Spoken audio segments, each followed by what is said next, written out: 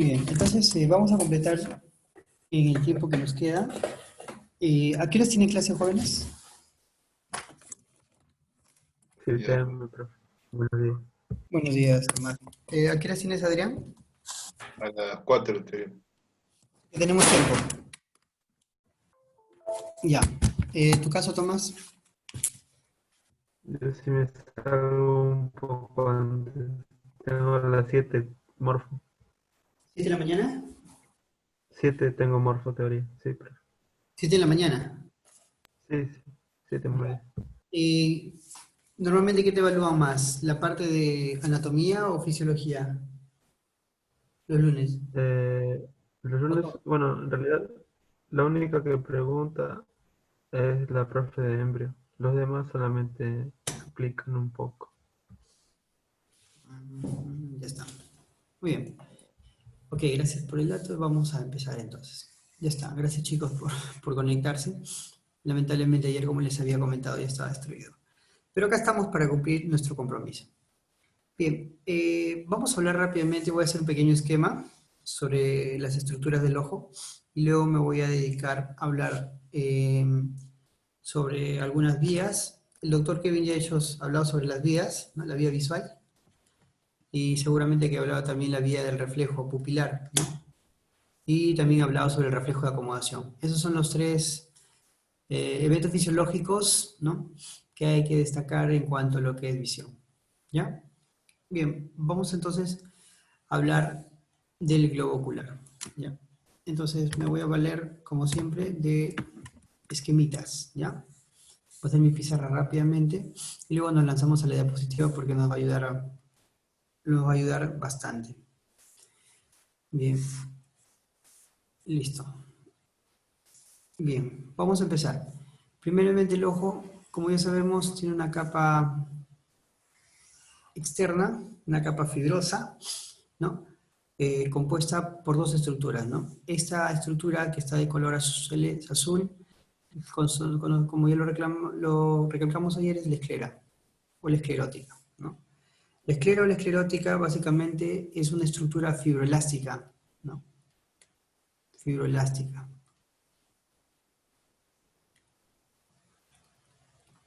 Ya está, fibroelástica. Y esta estructura se va a continuar, va a constituir ¿cuánto? Va a constituir, si hablamos de fracciones, los 5/6, ¿no? Va a constituir prácticamente los 5/6 del globo ocular. Sin embargo, la córnea, que es la estructura y es un lente, ¿no?, más anterior, va a constituir el sexto, ¿no?, el sexto anterior. Sin embargo, recuerde que la esclera no solamente cumple, ¿qué funciones cumple la esclera, no? Aparte de cumplir la función de protección del globo ocular, ¿no?, protege el globo ocular, cumple también la función o es un lugar de inserción de los músculos, ¿no?, extrínsecos del ojo, ¿no?, los músculos extrínsecos del ojo. Bien, esas cosas usted ya lo conoce. Bien, recuerda que, perdón, ya, recuerde que en la esclera anteriormente se van a insertar ¿quiénes? Todos los músculos rectos. Sin embargo, va a estar dividido, ¿no? Va a estar dividido por una línea conocida como la meridional, ¿no? Con la línea meridional, ya lo dijimos, esta línea es la línea meridional, ¿no? Ya está. Y me va a dividir a la vista o a la esclera, ¿no?, en dos regiones, ¿no? En una región anterior, ¿no?, y una región posterior, como ya se mencionó el día de hoy. Ya está. Solo que, como esto es una esfera, a esto le llaman hemisferio, ¿no? Entonces este sería el hemisferio anterior y esto de acá sería el hemisferio posterior de la esclera. Entonces la esclera está dividida, ¿no?, a través de este meridiano en dos hemisferios, anterior y posterior. En el anterior, ¿quién se inserta? Los rectos, ¿no? Entonces esto se inserta en el hemisferio anterior. Y en el hemisferio posterior, los oblicuos. Por eso que cuando usted hace el recorrido de los oblicuos, tiene que decir que va de adelante hacia atrás, todos. Los dos oblicuos, ambos, van de adelante hacia atrás. Entonces, acá estamos viendo los oblicuos, Ya está. Bien, ¿qué tenemos que recordar aquí? Tenemos que recordar, ¿ya? Que entre la esclera y la córnea se va a formar un pequeño ángulo. Ese ángulo es conocido como el ángulo esclerocorneal. Esclerocorneal. Bien. Y a nivel de ese ángulo, pregunta de examen, se ubica el famoso conducto de Schlemm. Conducto de Schlemm. ¿Ok? El conducto de Schlemm. Ahora, si a usted le preguntan cuáles son las funciones de la córnea, tenemos que especificar que la córnea cumple, primeramente, es un lente, ¿no? Es un lente refringente y transparente. Es un lente, es una estructura refringente. ¿Qué significa refringente? Que cambia la dirección del rayo de luz. Y transparente, que permite pasar el 100% de los rayos de luz. ¿Estamos de acuerdo? Ya está. Entonces hasta ahí nosotros tenemos básicamente las partes de la primera capa, la más externa, la capa, ¿qué cosa? Fibrosa. Ahora, quiero que recuerdes, por favor, que te van a decir con qué meninge está relacionada la dura madre. Entonces, usted se acuerda, pues, obviamente, que la meninge más externa que cumple la función de protección, ¿cuál es? La dura madre. Por eso que usted debe recordar que la meninge, ¿no?, con la que se relaciona es la famosa dura madre. ¿Ya? No te vayas a olvidar, por favor. Ya está. Entonces, ¿qué más podemos decir? Que la córnea en realidad puede sufrir anomalías, ¿no? Hay unas anomalías, ¿no? En este caso, que ya seguramente el doctor lo ha mencionado, una anomalía que se da entre las dos caras de la córnea, ¿no? Esta es la cara epitelial, superficial, y esta es la cara, ¿no?, posterior, anterior y posterior.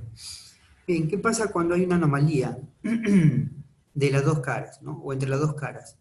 Ahí se da justamente el proceso, o una de las enfermedades que tiene que ver con esto es con la córnea, una enfermedad relacionada, muy conocida de la córnea, es el astigmatismo. Astigmatismo. ¿Y qué tiene que ver el astigmatismo? Bueno, el astigmatismo, recuerda que para poder corregir, ya vamos a ver cómo se ve esta patología, ya lo había visto en fisiología, para poder corregir esta patología, ¿qué tipo de lente puedes utilizar? Y ahí tendrías que recordar que son los famosos lentes cilíndricos. Lentes cilíndricos. ¿Ya? Acá tiene toda una explicación fisiológica. El astigmatismo es como un lente que genera múltiples focos, es multifocal. Y esas son las enfermedades que de alguna u otra forma son las más complejas, por así decirlo, ¿no? Y utilizan este tipo de lentes cilíndricos para poder corregirse. No te olvides, ¿eh? Si te lo menciona, ya sabes qué es. Bien, entonces, conclusión. Función de la esclera, protección e inserción muscular. Función de la córnea, lente refringente y transparente. Permite el paso de los rayos de luz y permite desviar los rayos que vayan hacia la región de las fobias centrales. Bien, ahora vamos a hablar de la otra capa, la famosa capa vascular. ¿Ya? La capa vascular. Bien, la capa vascular, que es la capa más interna, ¿no?, a la esclera, vamos a ver que va a estar constituido por tres estructuras principalmente. Una estructura posterior, ¿ok? Esta estructura posterior se va a conocer como coroides, ¿ya? La estructura posterior que estamos viendo ahí se conoce como coroides. ¿Y hasta dónde se extiende la coroides? Pues bien, se va a extender, y escucha bien acá, ¿no?, hasta una estructura conocida como la hora serrata, ¿no? La hora serrata. La hora serrata me delimita prácticamente dos estructuras. Uno es la retina. Hay dos tipos de retina, ¿no? La retina visual y la no. Y vamos a ver que esto también nos va a relacionar, ¿no?, hasta dónde se extiende, en este caso, la estructura que es la coroides, ¿no? Entonces hasta aquí llega la coroides. Luego, después de coroides, entonces esta estructura toma el nombre de coroides, ¿no? Hemos puesto ya. Ese es coroides, ¿no? La pregunta es, esta capa que es la coroides, ¿con qué meninge está relacionada? Uno podría pensar que es la aracnoides, pero no. Es la pía madre. Se relaciona a la pía madre. Ya está.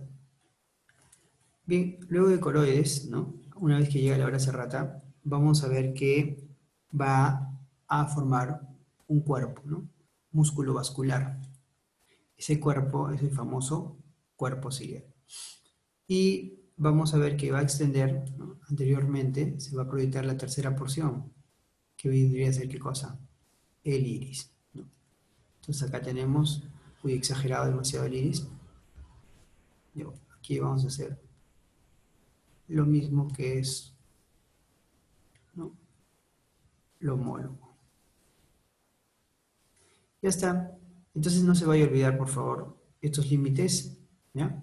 Y las estructuras. Entonces, estamos diciendo que la capa vascular tiene coroides, tiene el cuerpo ciliar, ¿no?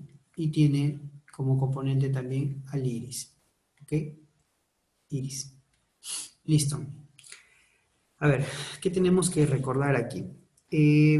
No te olvides que la coroides, si nosotros también lo dividimos como circunferencia, también ocupa una proporción, una fracción, ¿no? ¿Y cuánto es la fracción de la coroides?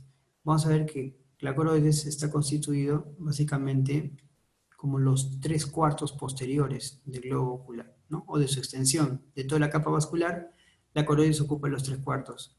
Y obviamente el cuerpo ciliar va a ocupar el cuarto, ¿no? Doctor, y el iris se proyecta perpendicularmente al cuerpo ciliar, ¿no? Entonces los 3/4 son de la coroides, un cuarto es del cuerpo ciliar. ¿Ya? Eso es lo que ocupa. Bien, ¿qué tienes que tener en cuenta? El cuerpo ciliar va a tener dos componentes, ¿no? Va a tener dos componentes. Los componentes del cuerpo ciliar van a ser básicamente muscular y también va a tener un componente muscular, ¿no? Es vascular y muscular a la vez. Joven, no se confunda. Una cosa es hablar de cuerpo ciliar, una cosa es hablar del cuerpo ciliar y otra cosa diferente es hablar del proceso ciliar, ¿no? Los procesos ciliares van a constituir parte del cuerpo ciliar. ¿Ok? Entonces los procesos ciliares van a constituir parte del cuerpo ciliar. Y los procesos ciliares van a ser responsables de producir, ¿no? El famoso humor acuoso. El famoso humor acuoso. Entonces, no se vaya a olvidar, ¿no? Una cosa es hablar del cuerpo ciliar y otra cosa es hablar del proceso ciliar. Ya está. Rápidamente para poder avanzar. ¿Sí? Ahí he puesto que son iguales, profe, disculpe. Ah, ya. No, no son. Ya, disculpe. Gracias, gracias. Son diferentes. Ya está, muy bien. Entonces, pregunta de examen que vino. El fin de la coroides, era para completar. El fin de la coroides es la hora serrata, ¿ya? No te olvides. La coroides se extiende hasta la hora serrata. El fin de la coroides es la hora serrata. ¡Qué coincidencia! ¡Qué coincidencia! El fin de la retina es la hora serrata. ¿Ya? No se vaya a olvidar, por favor. Listo. Bien, ¿qué tenemos que remarcar? Ya lo voy a hacer de forma más... Ahorita estamos haciendo una descripción bastante básica, ¿ya? Bastante general. Bien, como decíamos, entre la dura madre y la coroides va a extenderse una capita, ¿no? Una lámina. Y esa lámina que se extiende entre la dura madre y la pía madre se conoce como la lámina fusca, ¿no? la lámina fusca. Entonces, esta es la lámina fusca. Sin embargo, debajo de la coroides, por debajo de la coroides, se va a extender otra lámina, ¿no? Otra lámina que va a separar la coroides de la retina. Y esa lámina se conoce como la lámina vítrea. ¿Y por qué lámina vítrea? Porque va a estar en relación al cuerpo vítreo. Lámina vítrea. ¿Ok? Listo. Bien. Continuamos con la coroides. La coroides va a extender unos, ¿no?, ligamentos, ¿no? Unos ligamentos. Va a extender unos ligamentos, ¿no?, hacia la porción, hacia el eje central del ojo. Y ese ligamento va a servir para fijar ¿a quién? Al famoso cristalino. Al cristalino. ¿Ya? Al cristalino. Bien. ¿Te acuerdas cómo se llama esto de acá? Cuerpo ciliar. De nuevo. ¿Cómo se llama esta estructura? Cuerpo ciliar. Y dentro tiene ¿a quién? Al proceso ciliar. Pero te cuento. Usted debe recordar músculos ciliares. Ese término le debe ser familiar. Claro. El músculo ciliar es el músculo que al contraerse, ¿qué va a hacer con el lente? El lente es viscoelástico. ¿Qué significa?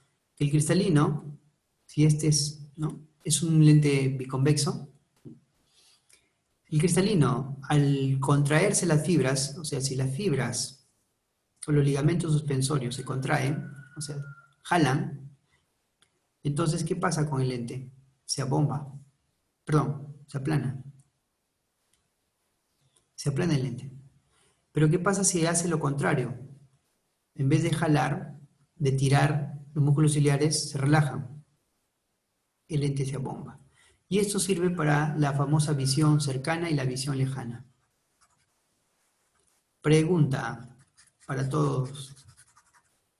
¿Cuál te permite ver de lejos y cuál te permite ver de cerca? Jóvenes.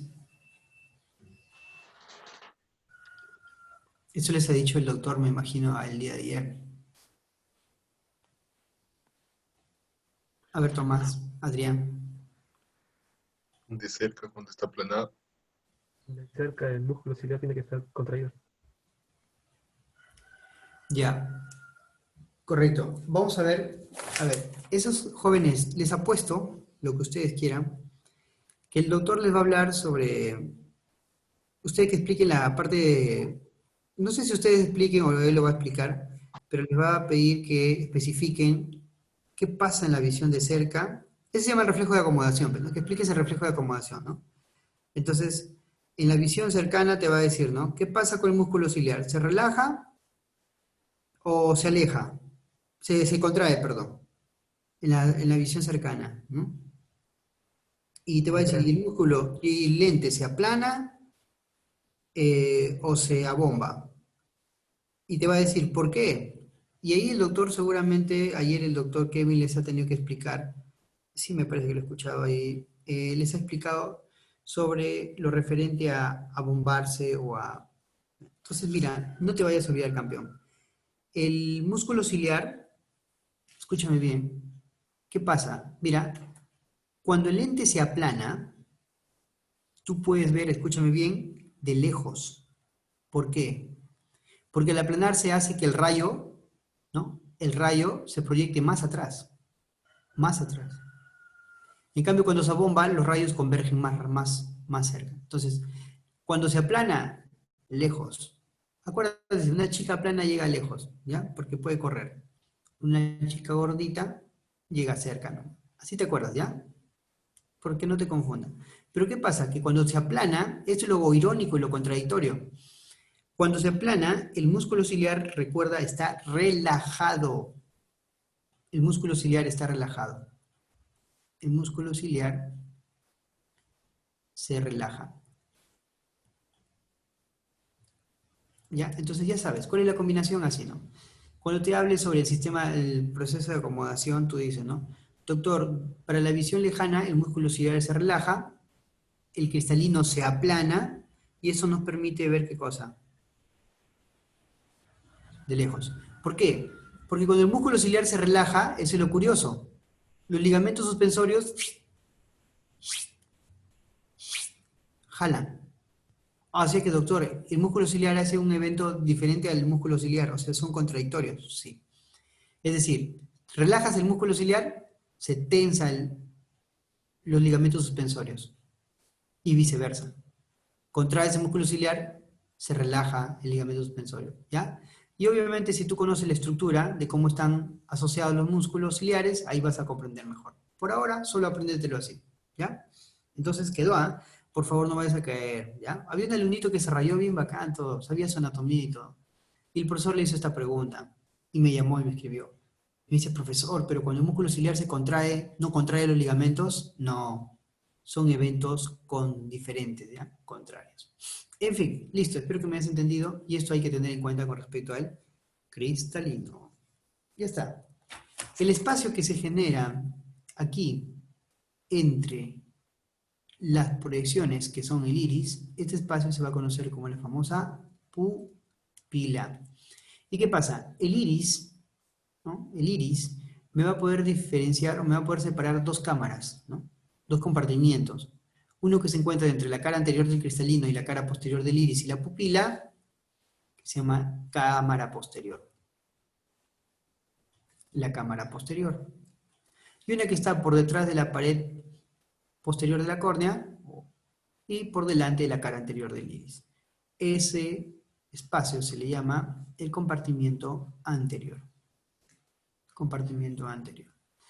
Ahora, usted debe recordar, ¿no? Usted debe recordar que aquí se forma un ángulo, fíjate, ¿no? En los extremos se forma un ángulo, ¿ya? Ya hemos dicho que se llama el ángulo esclerocorneal y ahí está relacionado al conducto de Schlemm. Pero, ¿qué otra cosa tenemos que tener en cuenta? Que hay otro tipo de ángulo, como, sí, aquí, justo aquí, que se da entre el iris y la córnea. Entonces, ¿cómo llamarías ese ángulo? Ángulo iridio corneal. El ángulo iridio corneal. ¿Estamos de acuerdo? Y ese ángulo iridio corneal, obviamente, va a ser importante porque también va a estar relacionado a un seno, ¿no? Y a la desembocadura, básicamente, del conducto de Schlemm. ¿Ya? Listo. No te vayas a olvidar, por favor. ¿Qué más? Te va a preguntar, ¿no? Sobre un anillo, que ya te voy a explicar luego cuando haga la descripción un poco más detallada de lo que corresponde a las capas del ojo. ¿Ya? Listo. Te van a preguntar, en el iris, ¿quién permite dar el color a los ojos? Color celeste, color azul, negro. El iris. ¿Pero cuál de las caras? ¿La anterior o la posterior? No te olvides, lo voy a pintar de color azul. La cara posterior. La cara posterior es la cara pigmentada. No te olvides, la cara posterior es la cara pigmentada. ¿Ya? La cara pigmentada. En fin, listo. Hasta ahí creo que es algo que no es difícil de comprender. ¿Ya? Listo. Jóvenes, no te olvides que el conducto de Schlemm es muy importante. ¿Por qué? Porque es como un sistema de desagüe. Permite que... A ver, ¿cómo va la cosa? A ver, necesito tu imaginación rápida, ¿ya? A ver. Rápido, rápido. ¿Qué es esto? Cristalino. ¿Qué es esto? Ligamentos suspensorios. ¿Qué es esto? Iris. ¿Qué es esto? Iris. Bien, acá viene cuerpo ciliar, pero te dije que el cuerpo ciliar tenía un pequeño proceso, ¿no? Conocido como el proceso ciliar. El proceso ciliar. Entonces, este es el famoso proceso ciliar. ¿Y para qué rayos sirven los procesos ciliares? Ah, importantísimo. El proceso ciliar te va a permitir, ¿no?, producir el humor acuoso. Entonces, en los procesos ciliares se produce el humor acuoso. No te olvides, ¿ah?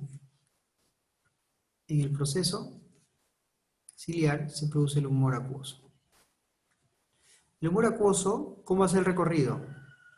Va a dirigirse a la cámara posterior, pasa a través de la pupila y luego se va a ubicar en esta cámara, que es la cámara anterior. Acá recuerda que va a estar más o menos por aquí nuestra retina. Retina no, pues la córnea. La córnea. Ya está, entonces no te olvides, ¿ya? Listo. ¿Y qué sucede?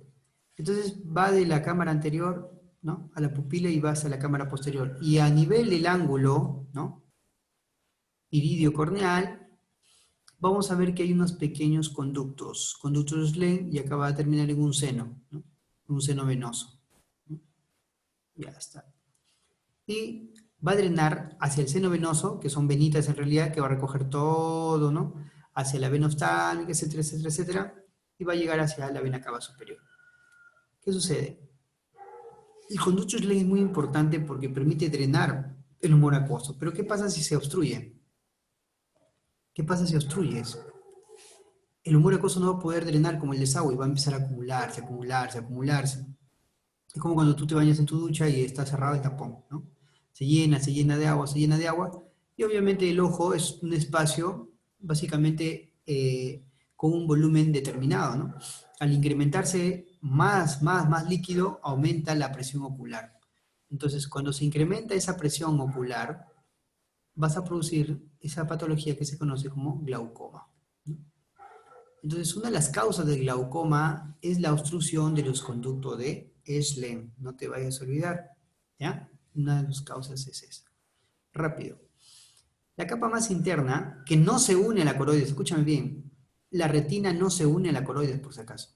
Está prácticamente separada. Esta capita nerviosa se va a conocer como, ¿qué, doctores? Como la retina. La retina tiene dos partes, ¿no? La parte visual de la retina y la parte no visual, ¿ya? Pero la retina se extiende mucho más adelante, ¿no? Pero vamos a ver que tiene dos. Luego la retina, los axones de esas neuronas, porque son neuronas, van a formar el famoso nervio óptico, ¿ya? Nervio óptico. Recuerden que el nervio óptico va a ser atravesado por una arteria, la famosa arteria central de la retina, ¿no? Así, ¿no? Va a ingresar así, ¿no? La arteria central de la retina. Para luego dar unas ramitas ahí, unas ramitas allí, ¿ya? Y eso lo va a hacer a nivel de ¿quién? De un disco que se va a ver a través de la otoscopía. Otoscopía, ¿ya? Sorry. A través del oftalmoscopio, ¿ya? Bien, eso es básicamente el disco óptico. El disco óptico. Y te permite ver la arteria central de la retina. No te olvides, ¿ya? La arteria central de la retina. Ahora, el disco óptico, doctor, ¿el disco óptico está exactamente en el centro? No. Fíjate acá. Puede ser un corte, ¿no?, de la parte posterior ¿no?, del polo posterior del ojo. Puede ser un corte coronal. Si hago un corte coronal, así lo vas a ver la parte posterior del ojo. En el centro vas a ver lo que se va a conocer como la fovea centralis, ¿no? Este puntito que estás viendo acá de color negro, que está justo en el centro, se llama la fovea centralis.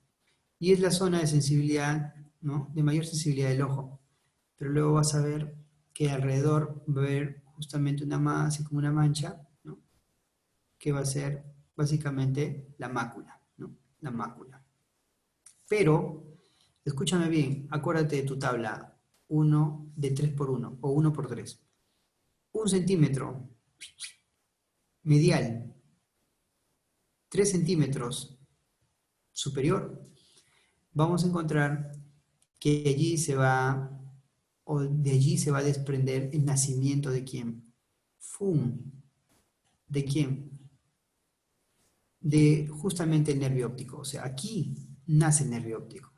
No nace del centro, ¿no?, sino nace en el 1×3. De ahí se desprende así, ¿no? Por ahí sale el nervio óptico. ¿Estamos de acuerdo? Ya está. Y a través del nervio óptico dijimos que lo atraviesa ¿quién? La arteria central de la retina, ¿no? ¿Ya? La arteria central de la retina. Y ese disco que se forma aquí, ese disco se llama el disco óptico. ¿no? Ese disquito que se va a formar aquí, con la arteria de la central de la retina atravesándola, se va a llamar el famoso disco óptico. ¿Ok? Listo. Espero que hayas entendido esa parte y no haya problemas. Listo. Vamos a ver. Entonces, creo que hasta ahí espero que se haya comprendido honestamente. ¿Ya? Vamos a referirnos a dos cosas más. El iris. ¿Ya? Vamos a hablar un toque del iris. Ya, estas son las capas más básicas que tenemos que reconocer. Quiero hacer una pequeña vía al toque, quiero aprovechar porque sé que nos va a ganar el tiempo y no lo vamos a concluir. Igual esto, ya mejor nueva promesa que no voy a cumplir. Ya, sí, nomás. Listo. Vamos acá. Si se han dado cuenta, el capítulo de ojos, chicos, es para anatomía y para física, es larguito, ¿ya? Entonces, ya, por más que se quiera ver todo, a veces no se puede, ya, no se puede. Ah, ya, antes que me olvide, casi me olvido. La cápsula de Teno. Te van a preguntar la cápsula de Teno. Ya lo voy a ver más adelante, porque vamos a hacer la descripción de las capas. A ver, ¿qué quería comentarte? Lo siguiente. Si esta es la pupila, ¿no? Si esta es la pupila, nosotros tenemos que alrededor de la pupila vamos a ver que obviamente la pupila es un espacio en realidad, ¿no? Van a haber fibras que son circulares. Y si tú tienes algo circular y se contrae, ¿qué pasa con la pupila? Lo reduce, ¿cierto? ¿Estamos de acuerdo? Ya. Entonces, cuando se contrae estos músculos, a estos músculos se le conocen como ¿qué? Músculos constrictores de la pupila.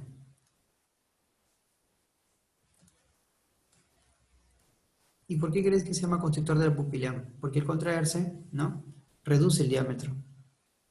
Sin embargo, vamos a ver musculitos que van así. Estos músculos son los músculos... a los músculos constrictores también le llaman circulares, ¿no? Músculos circulares. En cambio, los músculos que van así como los radios de una bicicleta son los músculos dilatadores de la pupila.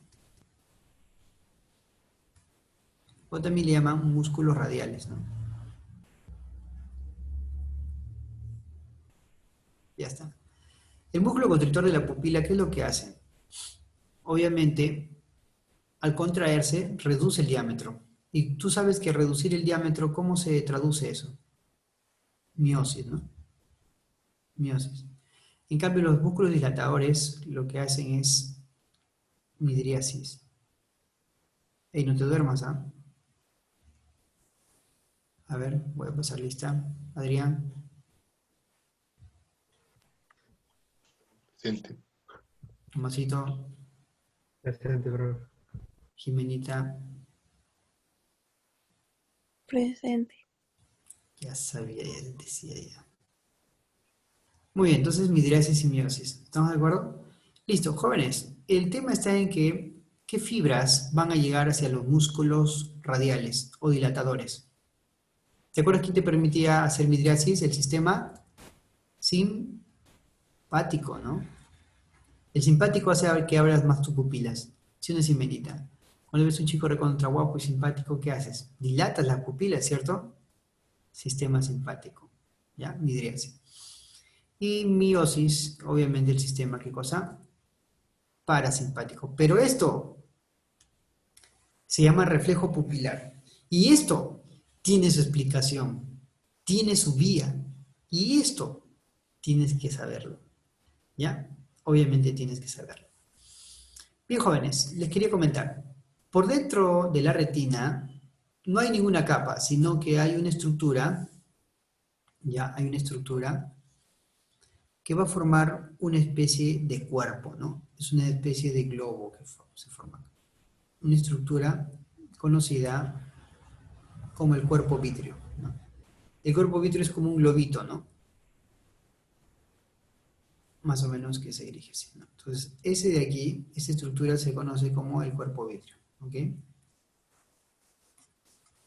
Ya está, el cuerpo vítreo. ¿Qué pasa con el cuerpo vítreo? ¿Por qué es importante? En realidad, porque contiene el humor vítreo, ¿no? Que es un líquido que no se recambia, ¿no? Hasta donde se sabe, no se recambia. Ya, ¿y qué tiene que ver eso, doctor? Pues bueno, te van a preguntar por un surco.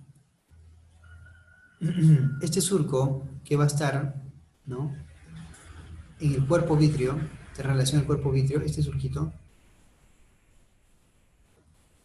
era el camino de una amiguita,